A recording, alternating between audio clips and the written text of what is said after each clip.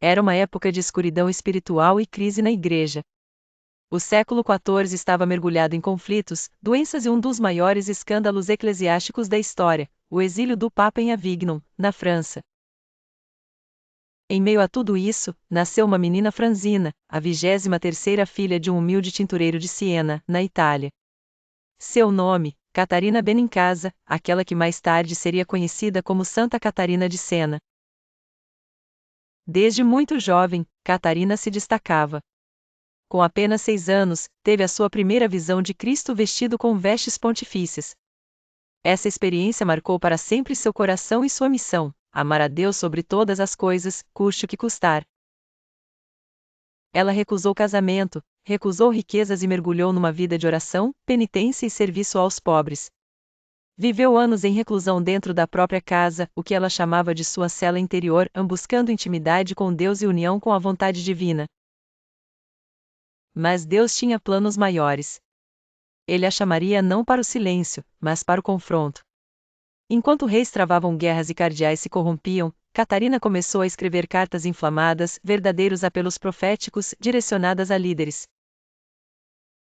Sim, uma jovem analfabeta, que só aprendeu a escrever mais tarde por milagre, ousou exortar os maiores líderes da cristandade.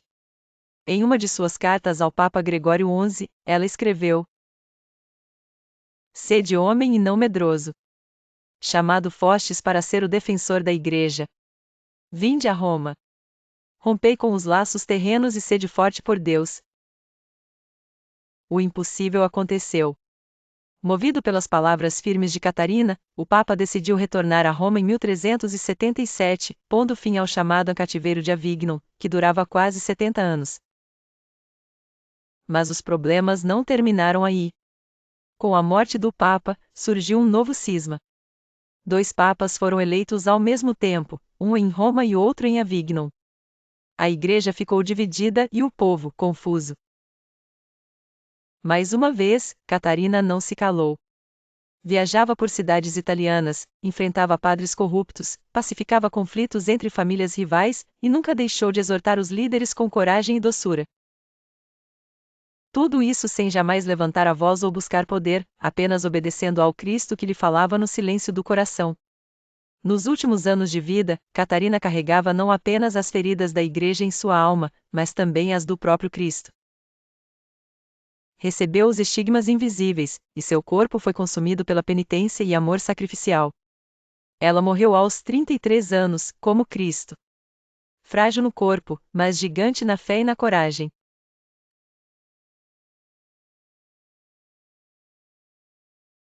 Enquanto muitos líderes se perdiam no luxo e na politicagem da Igreja, Santa Catarina permanecia fiel à verdade do Evangelho. Ela não era uma freira enclausurada, nem uma teóloga com títulos. Era uma leiga dominicana, mulher, jovem, analfabeta e, ainda assim, tornou-se conselheira dos mais poderosos homens da Igreja. Catarina era como uma voz que gritava no deserto, incomodava, exortava, mas também consolava.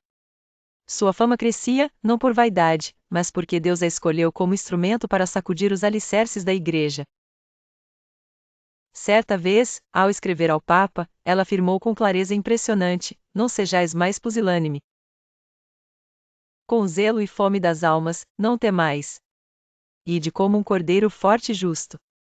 Ela não tinha medo de denunciar os escândalos eclesiásticos. E, ao mesmo tempo, sabia consolar padres em crise vocacional, acolher leprosos, cuidar de doentes da peste com as próprias mãos. Muitos diziam que ela era louca. Outros a acusavam de heresia. Mas tudo isso ela entregava nas mãos de Deus. E Cristo lhe dizia em revelações místicas: minha filha, fui eu que te coloquei como atalaia sobre a casa de Israel. As cartas que mudaram o mundo. Santa Catarina escreveu mais de 380 cartas, muitas ditadas por ela a seus secretários. Nessas cartas, ela suplicava pela reforma do clero, clamava pela unidade da Igreja, incentivava a fidelidade à santa doutrina, e convocava reis e papas a viverem como pais espirituais e não senhores autoritários. Um trecho comovente de suas cartas: basta de silêncio. É hora de gritar com 1000 línguas. Pois, Por ter ficado em silêncio, o mundo está apodrecendo. Essas palavras ecoam até hoje como um chamado para os cristãos não se acovardarem diante da verdade. O dom dos estigmas e os últimos dias mesmo debilitada, Catarina continuava intercedendo, pregando, escrevendo. Foi nessa fase que recebeu os estigmas invisíveis. Sinais da paixão de Cristo em seu corpo, que só seriam revelados após sua morte. Ela dizia: tenho sede do sangue de Cristo e do sofrimento pelos pecadores. Seus últimos meses foram marcados por grande sofrimento físico, mas também por intensas experiências místicas. Suas orações eram profundas, como um diálogo íntimo com Deus. Em êxtase, dizia frases como: Tu és o fogo, e eu sou a tua pequena madeira. Queima-me por amor. Em 1380, aos 33 anos, Catarina entregou sua alma a Deus em Roma. Mas seu corpo e seu legado jamais desapareceram da história da Igreja. O legado inquebrável de Catarina de Siena após sua morte, a fama de santidade espalhou-se pela Europa. Ela foi canonizada em 1461 e proclamada padroeira da Itália junto com São Francisco de Assis.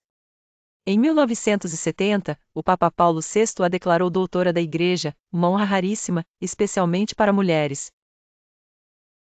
Sua vida se tornou símbolo de que a verdade precisa ser dita com caridade, a fé e a razão não se opõem.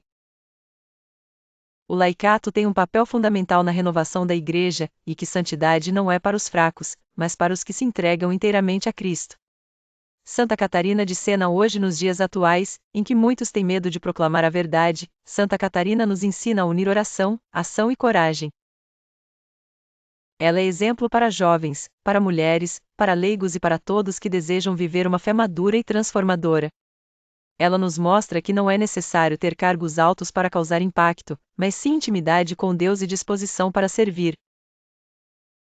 Frase final marcante da santa: se fordes o que deveis ser, colocareis fogo no mundo inteiro.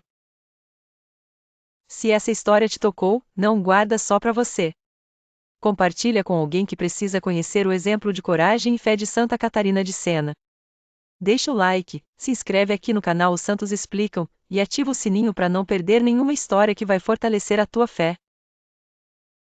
E lembra, ser santo não é opção, é vocação.